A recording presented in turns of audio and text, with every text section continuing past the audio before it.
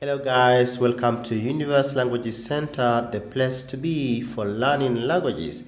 You can see this is German, guys. German is there at Universe. Universe.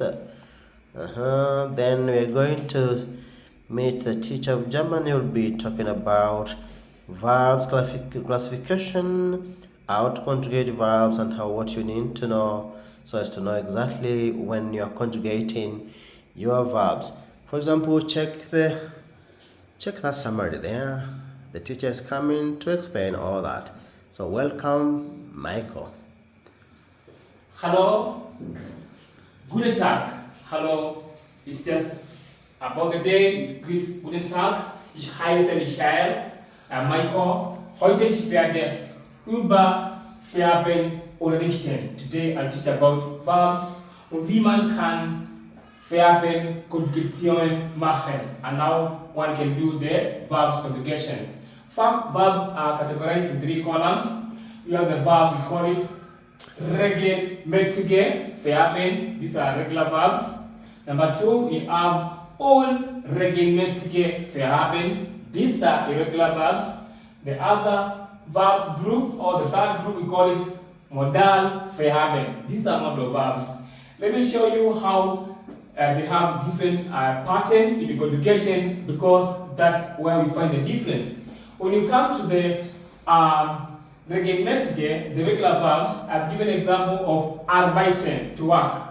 If I say I work, I say ich arbeite, I finish ich arbeite. The second person, I say du arbeitest, you work. You also have the sie arbeiten when you're talking about someone's formal. Sie arbeiten, you work. But when you go to the third party, I'll say sie es arbeitet, arbeitet. He or she works. So again, when we talk about we as a group, I'll say wir arbeiten. I'll finish the en. Wir arbeiten. When we talk about you as a group, I'll say ihr arbeitet. So the sie es, he or she, we say arbeitet, is equivalent to ihr arbeitet. The he or she works and you all work. It's the same. Sie es arbeitet and ihr arbeitet. But when I come to the other class, whereby I say it's the unregelmäßige or irregular verbs, I can choose a word like essen, I eat, ich esse, you eat, du isst, sie es, which means he or she eats. We say sie es isst, sie es isst. We also have we eat wir essen, wir essen.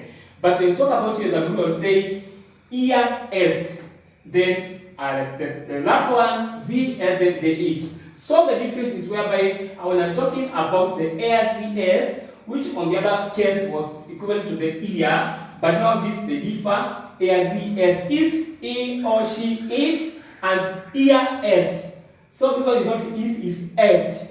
That's why you find the difference. That's why you call it irregular. It doesn't follow that pattern. When I come to other group of verbs, we call it modal Verben. I've given an example of können, to be able to do something. For example, you see the pattern. Ich kann, I can.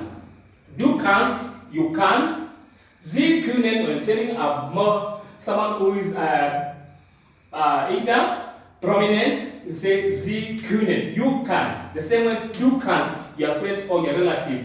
When we talk about a third party, sie es kann, or he or she can do something, we say sie es kann. So you see now the ich talking about yourself and the sie es as equivalent.